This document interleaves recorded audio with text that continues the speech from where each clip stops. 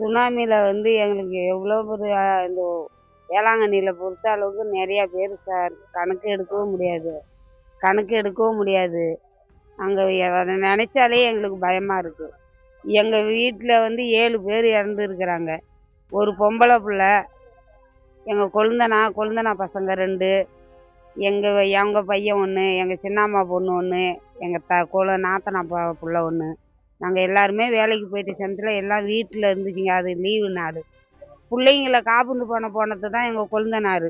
அதுவும் மாட்டிக்கிச்சு. இன்றைக்கி 7 பேரும் நாங்கள் இழந்துட்டு எங்கள் ரொம்ப கஷ்டப்படுறோம் சார். எங்களுக்கு அதை நினச்சாலே எங்களுக்கு வேதனையாக இருக்குது. நாங்கள் இருக்கிறதுக்கே எங்களுக்கு வாழ்கிறதுக்கே இஷ்டம் இல்லை. எங்களையும் நாங்களும் போயிருக்கலாம்லே கும்பலா. தனி பிரிஞ்சு அதுங்களை விட்டுட்டு இன்றைக்கி நாங்கள் தவிக்கிறது எங்களுக்கு ரொம்ப வேதனையாக இருக்குது சார். வேதனையாக இருக்கிறதுனால ரொம்ப கஷ்டமாக இருக்குது.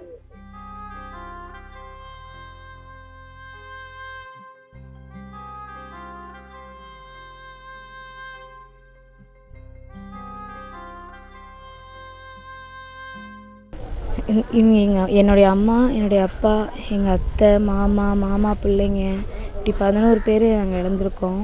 ஒவ்வொரு நாளும் ஒவ்வொரு வருஷமும் இது வரும்போதும் நேற்றுக்கு நடந்த மாதிரி தான் எங்களுக்கு இருக்குது. இதுலேருந்து எங்களால் வெளியில் வரவே முடியல. ஆனாலும் அவங்களுக்கு நாங்கள் செய்ய வேண்டிய கடமை இங்கே அவங்களுக்கு அஞ்சலி செலுத்துகிற ஒன்று தான். அது ஒன்று தான் எங்களுக்கு திருப்தியாக இருக்குது இங்கே செய்கிறது. இதனால் ரொம்ப பேர் இப்போ அதிகமாக மறந்துட்டு வர்றதாகவும், ஒரு சிலர் மட்டும்தான் இதை நினைவுபடுத்துகிறதா ஒரு 20 வருஷம் ஆச்சு, 19 வருஷம் ஆயிடுச்சு. அப்படின்றப்ப அதில் பாதிக்கப்பட்டவங்களுக்கு தான் அதோட வலியும் அது தாக்கமும் இருக்கும். அதுக்கப்புறம் அதை கடந்து வந்த மக்களுக்கு அது ஒரு பெரிய ஒரு பாதிப்பாகவே இருக்காது. நாங்கள் பாதிக்கப்பட்ட அதனால எங்களுக்கு இந்த நாள் மறக்க முடியாத நாள்.